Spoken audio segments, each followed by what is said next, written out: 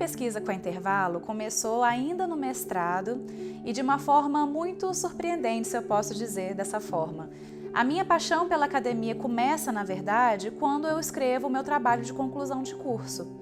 E nele eu me propus a estudar não somente o Festival de Música Popular Brasileira de 1967, mas também os movimentos musicais. Porque, historicamente falando, a gente estava vivendo um período militar. Então, todos os artistas, músicos, cantores, compositores, eles tinham que buscar caminhos diferentes para se expressar e colocar a arte deles para o povo, né, que estava muito sedento de esperança, de uma liberdade de expressão que não existia naquele momento.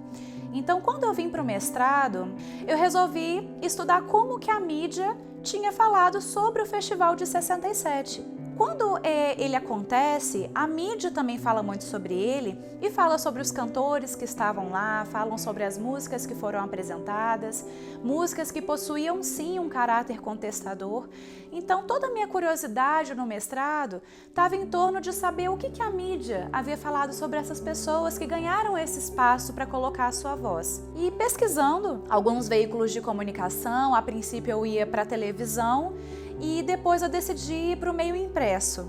E aí, fazendo buscas aleatórias, até mesmo na internet, em alguns livros sobre a mídia aqui no Brasil, eu me deparei muito rapidamente com a revista Intervalo. E a única informação que eu achei naquele momento era que a revista Intervalo havia sido a primeira revista a falar sobre televisão no Brasil. E eu achei isso uma coisa muito importante, porque a TV nos anos 60, ela estava numa crescente muito grande, muito considerável. Foi o momento onde a programação televisiva ela cria corpo, as agências de publicidade criam anúncios para televisão, a gente vê o VT sendo criado, então a TV ela deixa de ser ao vivo e ela passa a ser uma coisa criada, passa a ser uma coisa pensada para o público de casa. Existe toda uma relação que a televisão naquele momento estava construindo com o seu público.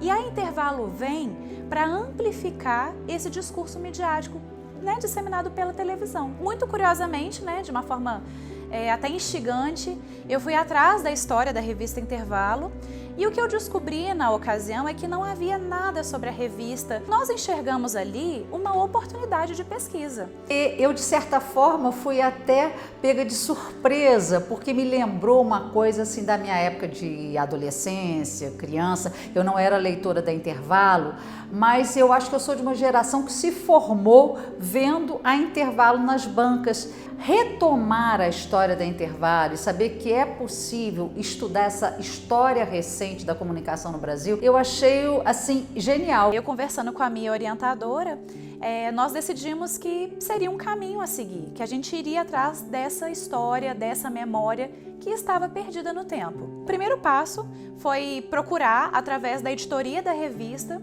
o nome dos jornalistas, editores, redatores que trabalharam na revista naquele momento e buscar fazer trabalho de pesquisadora mesmo.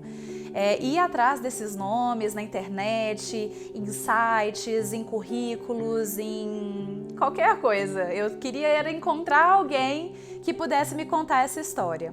E felizmente eu encontrei uma jornalista de Petrópolis. Ela foi muito atenciosa comigo e através dela eu cheguei nos demais jornalistas. E assim eu consegui agendar as entrevistas, nós realizamos diversas entrevistas usando até a metodologia de história oral para reconstruir a memória da revista Intervalo. Então nesse momento, eu conversando com essas pessoas, o mais interessante é que eu precisava saber de uma coisa muito específica. Eu precisava saber sobre o Festival de 67, que era meu objeto de pesquisa. Só que no momento que eu sentei com essas pessoas, que eu pude conviver com elas e conversar com elas, eu pude ver também que eles foram me dando muito mais informações do que eu precisava, e principalmente sobre a história da revista Intervalo. Uma coisa muito interessante que nós descobrimos ao longo das entrevistas foi que a revista Intervalo foi inspirada no modelo norte-americano de uma revista chamada TV Guide. A TV Guide ela foi criada em 1953 e a Intervalo foi criada em 63. Ou seja, a gente tem 10 anos aí de diferença da criação de uma para outra, mas a inspiração foi nessa revista que tinha como proposta publicar nas suas páginas toda a programação televisiva do país.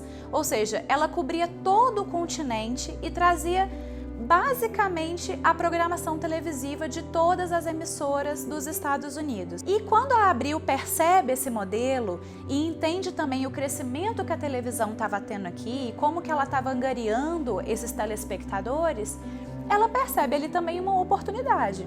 Então eles criam a Intervalo, que também tinha como principal proposta no seu início falar sobre a programação televisiva, trazer a programação televisiva impressa também, então isso foi uma grande inovação para a época, mas também trazendo matérias, sessões fixas, entrevistas, perfis, fofocas, por que não, né? Era uma revista popular, ela estava falando com a massa, né? Assim, a gente conseguiu recuperar a memória da revista Intervalo, consegui fazer toda a análise que eu propus no mestrado, e quando eu fui defender a minha dissertação, a minha banca começou a levantar alguns questionamentos, principalmente sobre a quantidade de material que eu havia angariado na época, ou seja, eu tenho mais de 300 páginas em transcrições de entrevistas, tenho 23 horas em gravação de material, e eles me questionaram se eu não iria continuar com a revista Intervalo, né? Eles enxergaram ali, na verdade, algumas oportunidades. Foi aí que eu chego no doutorado,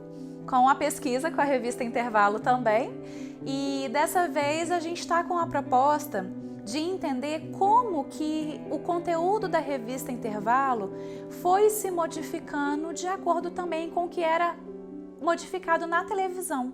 Ou seja, nós queremos entender como que a produção de conteúdo midiático impresso estava relacionada com a mudança e a evolução e a reconfiguração da programação televisiva. Nós acreditamos que para a gente fazer essa pesquisa, a gente também precisa voltar na raiz.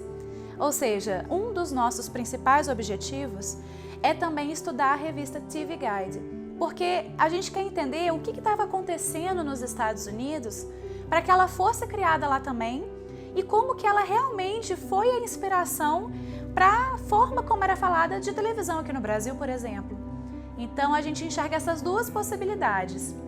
Esse estudo para entender essa relação que a televisão construiu com a revista Intervalo e também voltar aonde tudo começou, que é com a TV Guide.